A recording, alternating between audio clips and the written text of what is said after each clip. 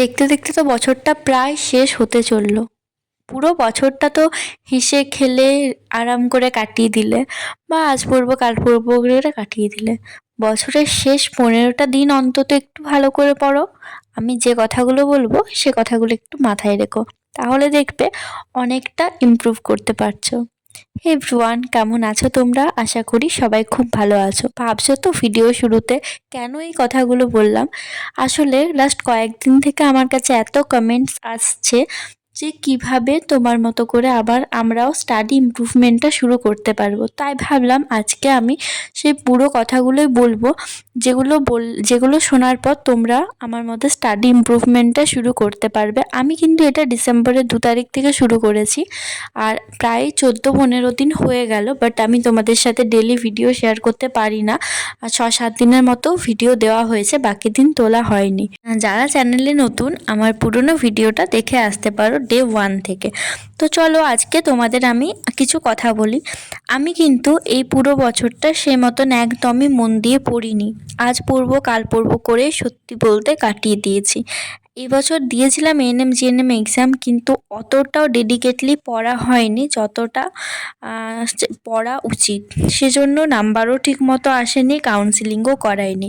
এই বছরও না আমি প্রিপারেশন নিতে শুরু করেছিলাম যখন এক্সাম শেষ হলো তারপর থেকেই, কিন্তু সেই রকমভাবে প্রিপারেশনটা তখনও নেওয়া শুরু করিনি।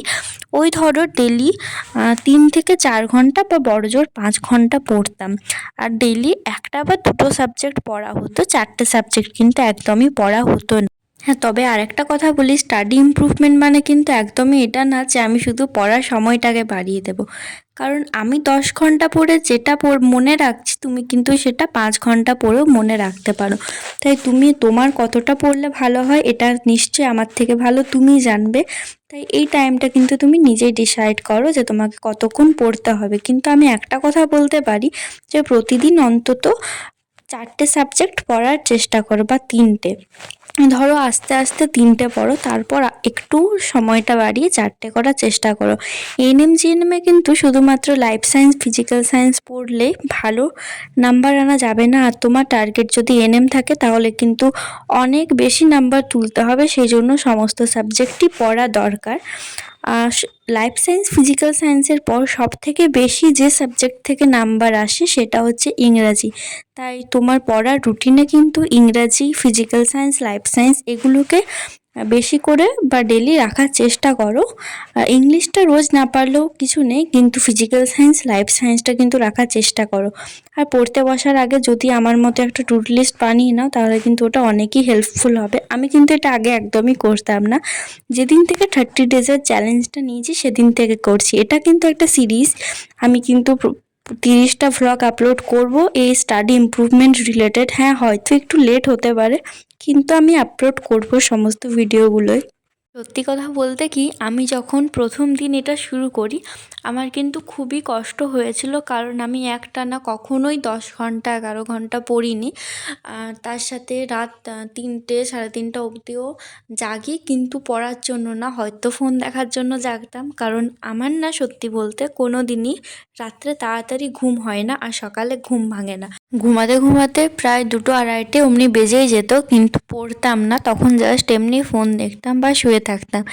আমি ভাবলাম সেই টাইমটাকে কাজে লাগাই, কারণ আমার দ্বারা সকালে ঘুম থেকে ওঠা হবে না।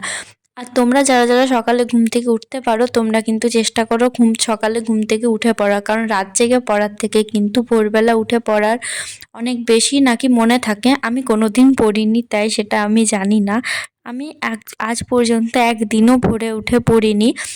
সবথেকে ভোরে উঠে পড়া আমার হয়তো 7টা 7:30 অমনি। হ্যাঁ, তবে আগে যখন কোচিং থাকতো, টিউশন থাকতো, তখন উঠতাম সকালে, খুব কষ্ট করে উঠতাম। প্রায় 1 ঘন্টা আগে অ্যালার্ম দিয়ে রাখতাম। আমি একদমই উঠতে পারি না সকালে, সেই জন্য প্রচণ্ডই অসুবিধা হতো আগে। যাই হোক, যে কথাটা বলছিলাম, প্রথম দিন আমারও খুবই অসুবিধা হয়েছিল, কিন্তু আস্তে আস্তে যত দিন যাচ্ছে এটা কিন্তু আমার একটা ডেলি রুটিনে পরিণত হয়েছে। আমার এখন কোনো কষ্টই হয় না বলতে গেলে। একটা জাস্ট নর্মাল রুটিনের মতো সকালে ওঠার পরে যে লিখে রাখি না, তাহলে একটা থাকে যে এগুলো লিখেছি মানে এগুলো আমাকে কমপ্লিট করতে হবে। সে ১০ ঘন্টা হোক, ১২ ঘন্টা হোক, আবার ৬ ঘন্টা হোক। এটা কিন্তু কোনোই মানে নেই যে আমাকে ১০ ঘন্টাই পড়তে হবে। আমি যেগুলো লিখেছি ওগুলো ফুললি কমপ্লিট করতে আমাকে যতটা টাইম দেওয়া উচিত আমি কিন্তু অতটাই টাইম দিই। হ্যাঁ, তবে আমি যখন সিরিজটা শুরু করেছিলাম তখন আমি এটা ভেবেছিলাম যে আমি ডেইলি ১০ ঘন্টা পড়ব। যদিও ১০ ঘন্টাটা ১১ ঘন্টা হয়েছে, ১২ ঘন্টা হয়েছে, আবার ৯ ঘন্টা হয়েছে, কিন্তু ৭ ঘন্টা ৮ ঘন্টা হয়নি। কারণ আমি সায়েন্সের খুব একটা বুঝি না, সেজন্য আমাকে অনেক ধরে ধরে পড়তে হয় ওই জন্য। নাহলে কিন্তু আরামসে ৭ ঘন্টা ৮ ঘন্টা পড়াটাও যথেষ্ট এনএম-জিএনএমের জন্য।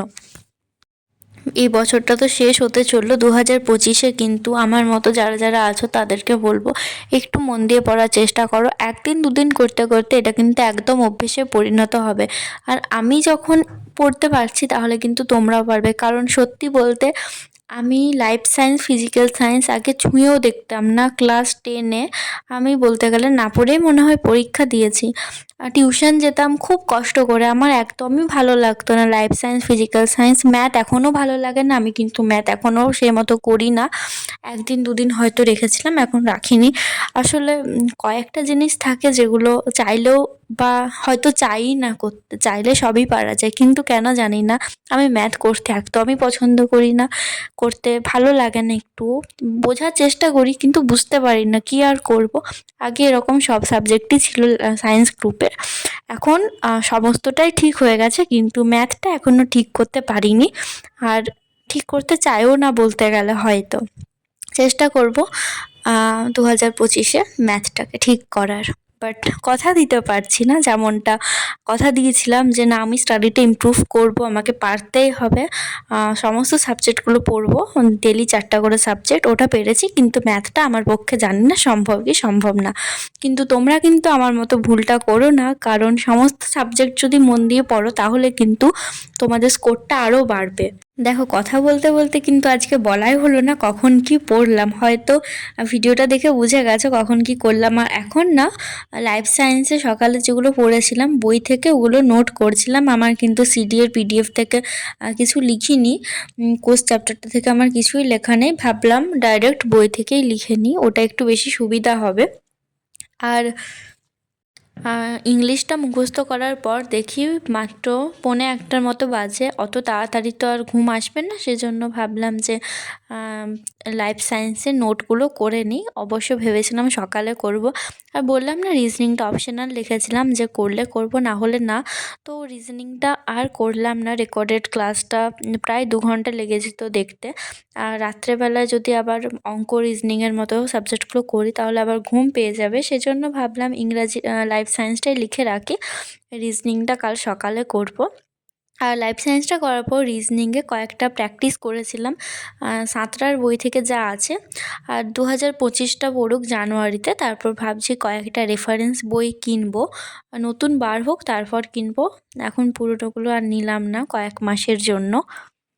তো আজকের ভিডিওটা আমার মেন উদ্দেশ্যই ছিল যে যারা বলছো কিভাবে স্টাডি ইমপ্রুভমেন্টটা শুরু করব বা কিভাবে পড়ার সময়টা বাড়াবো, আমার নিজের কিছু এক্সপিরিয়েন্স তোমাদের সাথে শেয়ার করলাম। আমি কিভাবে শুরু করেছি সেটা তোমাদের জানালাম। আর যদি তোমাদের কিছু জানার থাকে আমাকে কমেন্ট করো, আমি কিন্তু তোমাদের সমস্ত কিছু বলে আমি হেল্প করব। ভিডিওটা হাই, এখন বাজে 2:15। এইমাত্র পড়া শেষ করলাম। আর লাস্টে লাইফ সায়েন্সের সকালে কোর্স চ্যাপ্টার থেকে যা যা পড়েছিলাম সেগুলো লিখে রাখলাম। আর প্রথমে না ভেবেছিলাম রিজনিং করব, খাতা লিখেও রেখেছিলাম টু ডু লিস্টে, কিন্তু আর রিজনিংটা করলাম না। কারণ এক একটা রেকর্ডেড ক্লাস রিজনিংয়ের প্রায় 2 ঘন্টার কাছাকাছি, ওগুলো যদি দেখতে যাই এখন আমার ঘুম পেয়ে যাবে। মানে ইংলিশটা শেষ করেছিলাম 1:45-টার সময়, তারপরে রিজনিংটা করলাম, সেই জন্য ভাবলাম থাক আর করবো না। আর আজকে ভিডিওটাকে এডিট করে রাখবো। আর আজকে বার্থডের ভ্লগটা দিয়েছি, কাল আর কোনো ভ্লগ দেবো না, কোনো ভ্লগ তুলবও না। কালকে ব্লগিং থেকে ছুটি। তো আজকের মতো ভিডিওটা এখানে শেষ করছি। সবাই খুব ভালো থেকো, সুস্থ থেকো। দেখা হচ্ছে অন্য একটা ভিডিওতে। আর কোন টপিকে ভিডিও চাও আমাকে অবশ্যই কমেন্ট করে জানিও। Bye, good night.